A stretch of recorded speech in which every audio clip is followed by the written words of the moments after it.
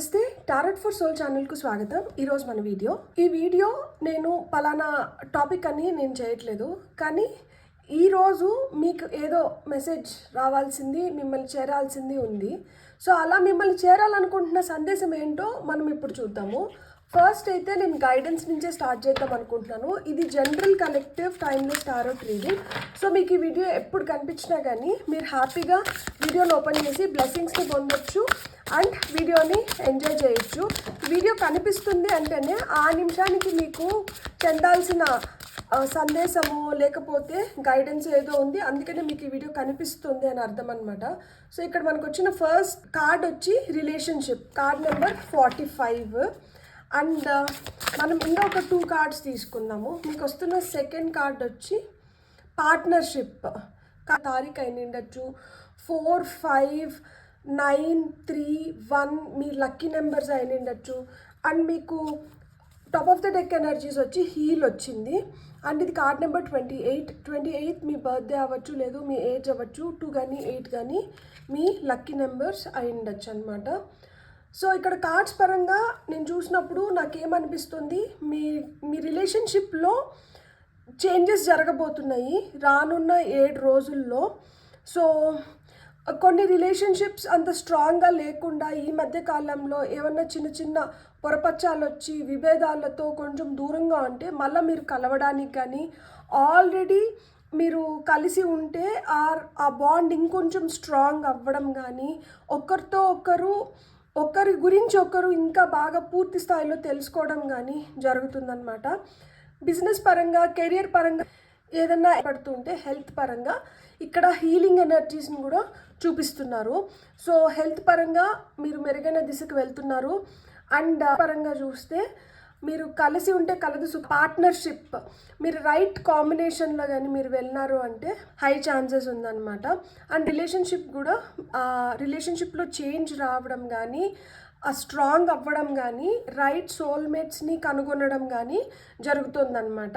ఇక్కడ మీరు తెలుసుకోబోతున్నారు మీ బాండ్ ఎంత స్ట్రాంగ్, మీ రిలేషన్షిప్ ఎంత స్ట్రాంగ్, అండ్ మీ రిలేషన్షిప్లో మీరు చేసుకోవాల్సిన చేంజెస్ ఏంటి, అండ్ ఏ విధంగా మీరు ముందరికి వెళ్ళాలి, లైక్ ఏమి మార్చుకొని మీరు ముందరికి వెళ్ళాలి కూడా మీరు తెలుసుకోబోతున్నారనమాట. ఇప్పుడు టారో ద్వారా మీకు ఏమొస్తున్నాయో మెసేజెస్ చూద్దాం.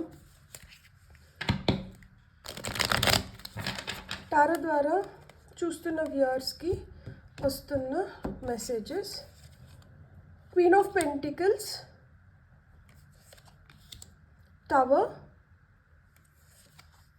2 of cups, and top of the deck energies వచ్చి 6 ఆఫ్ పెంటికల్స్ వచ్చింది. సో మనం ఏమైతే ఇస్తున్నామో, ఏం పొందాలనుకుంటున్నాము, మనం ఇంట్లో అయినా కానీ బయట అయినా కానీ మనకంటూ మనకు ఒక గుర్తింపు రావాలన్నా, లేదు మనం ఏమన్నా చేసుకోవాలన్నా ఫస్ట్ ఏంటంటే మనతో మనం తృప్తిగా ఉండాలి. లైక్ ఇతరులు మనతో ఎంత హ్యాపీగా ఉన్నారు కాదు, మీతో మీరు ఎంత హ్యాపీగా ఉన్నారు. ఎప్పుడన్నా మిమ్మల్ని మీరు ఆ విధంగా ప్రశ్నించుకున్నారా? మనుషులు వస్తూ ఉంటారు, వెళ్ళిపోతూ ఉంటారు. కొంతమంది హర్ట్ చేస్తారు, కొంతమంది ప్రేమిస్తారు, కొంతమంది ఆల్ ఆఫ్ ఎ సడన్ వదిలేస్తూ ఉంటారు. ఏం జరిగినా కానీ మీతో సంతోషంగా ఉన్నారా? మీరు నచ్చుతున్నారా? మిమ్మల్ని ఏ విధంగా గుర్తిస్తున్నారు? మీరు ఏదైనా మీకు అనిపిస్తున్నప్పుడు మీరు దాన్ని ఎలా స్వీకరిస్తున్నారు? దాన్ని మీరు గమనిస్తున్నారా? దాన్ని మీరు పట్టించుకుంటున్నారా? లేదు దాన్ని నిర్లక్ష్యం చేసి ఏం కాదులే, ఇలానే అనిపిస్తుంది అని లైట్ తీసుకుంటున్నారా? సో ఇక్కడ మీరు చూసుకోవాల్సింది ఏంటి అంటే, ఒక రిలేషన్షిప్లో మీ బాండ్ స్ట్రాంగ్ అవ్వాలన్నా, లేదు మీరు హెల్దీ రిలేషన్షిప్స్ని ఫామ్ చేసుకోవాలనుకున్నా, ఫస్ట్ మీ రిలేషన్షిప్లో మీరు ఇంపార్టెంట్. మీకు ఎదుటి వ్యక్తి ఇంపార్టెంట్ కాదు. ఫస్ట్ ఏ రిలేషన్షిప్లో అయినా కానీ మీరు ఇంపార్టెంట్. స్ట్రాంగ్ హోల్డ్ అనేది ఇక్కడ చాలా చాలా అవసరం అనమాట. ఎందుకు అంటే మన పైన మనకు అవగాహన లేనప్పుడు మనం ఎదుటి వ్యక్తి ఏం చెప్పినా కానీ దానికి డూడు బసవన్న లాగా తలుపుతూ ఉంటామన్నమాట. మీ పైన మీకు బాగా అవగాహన ఉండిందనుకోండి, నాకు ఇది నచ్చుతుంది, నాకు ఇది నచ్చదు, నేను ఇట్లుంటాను, నా ప్రయారిటీస్ ఇవి, నా ఏమంటారు, నా టిక్ మార్క్స్ ఇవి, నా ఇంటూ మార్క్స్ ఇవన్నీ మీకు తెలిసినప్పుడు ఏమవుతుంది అంటే, ఎదుటి వ్యక్తి మిమ్మల్ని మ్యానిపులేట్ చేయాలనుకున్నా కానీ మీరు అంత ఈజీగా మ్యానిపులేట్ అవ్వరు. అండ్ ఎవరైతే మీరు ఏ విధంగా అయితే కోరుకుంటున్నారో, మిమ్మల్ని మీరు ఏ విధంగా అయితే చూసుకోవాలనుకుంటున్నారో ఆ విధంగా మిమ్మల్ని ఎవరైతే ట్రీట్ చేస్తారో అలాంటి వాళ్ళని మీరు అట్రాక్ట్ చేయడం మొదలు పెడతారనమాట.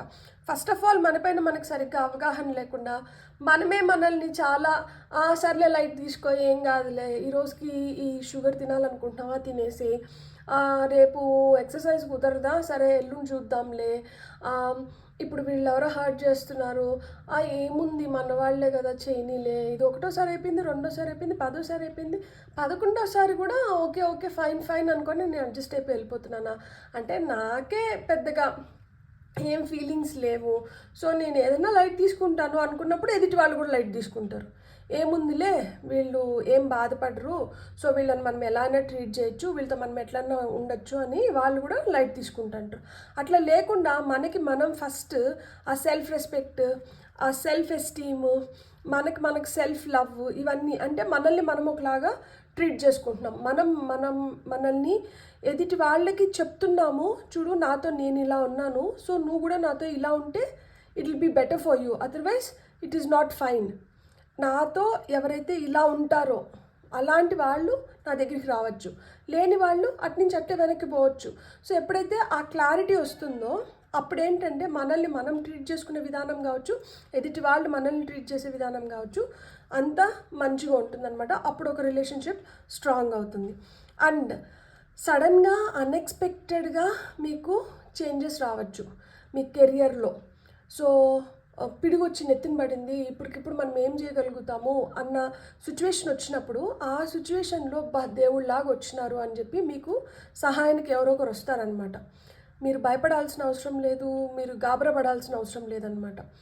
మీరు చాలా స్ట్రెస్ఫుల్ లేదు, ఒక సీరియస్ సిచ్యువేషన్లో ఏదన్నా ఉన్నప్పుడు మీకు దేవుడు పంపించిన దూతలాగా ఎవరో వచ్చి సహాయం చేస్తారు.